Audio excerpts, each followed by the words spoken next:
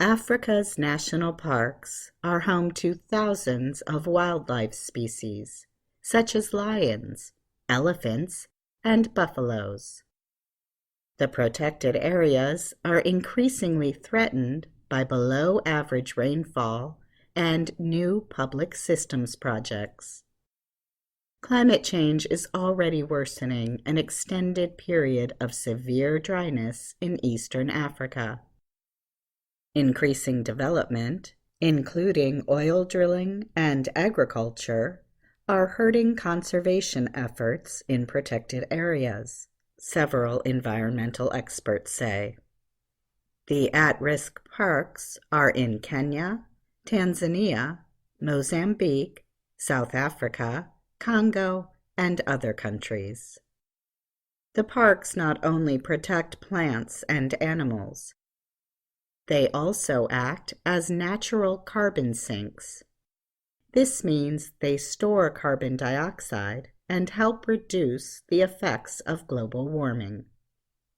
An estimated 38% of Africa's biodiversity areas are under severe threat from climate change and infrastructure development, said Ken Mwate. He is with the organization BirdLife International. Investors see the areas as ready for development, Mwate said, adding that the governments have some responsibility for that. Governments have opened the land in these areas for infrastructural development, he said. African nations are seeking to raise living standards and meet sustainable development goals, including access to clean water and food, economic growth, and improved public education. The effort leads some governments to start large building projects. Many of them are through foreign investments, especially from China. The proposed East African oil pipeline is an example. Uganda's government says the project can help lift millions out of poverty. However, the plan calls for the pipe to run through Uganda's Kidepo Valley, Murchison Falls, and Bwindi impenetrable forest. Such plans threaten species and have drawn criticism from climate campaigners. Population growth and the construction that comes with it have also added to the pressure on parks, conservationists said.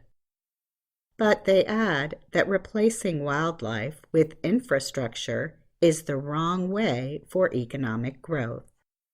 We have to have a future where wildlife is not separated from people, said Sam Shaba.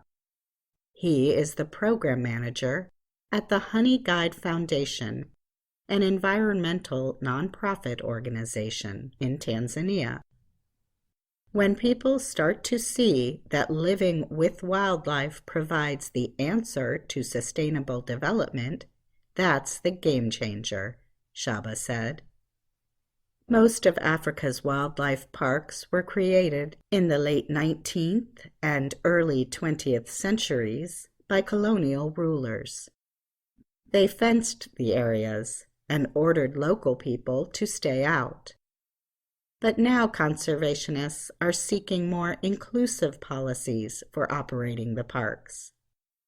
They seek the expertise of native communities that live around the parks and can help protect them, said Ademola Ajagbi. He is the Africa Regional Managing Director of the Nature Conservancy. The peoples of these areas are forced to move, such as the Maasai in Tanzania and Kenya, Twa and Mbudis in Central Africa, who for generations have lived with wildlife, said Simon Council. He is an advisor with Survival International. Africa is depicted as a place of wildlife without people living there, and this needs to change, he said. The effects of worsening weather conditions in national parks due to climate change should also not be ignored, experts said.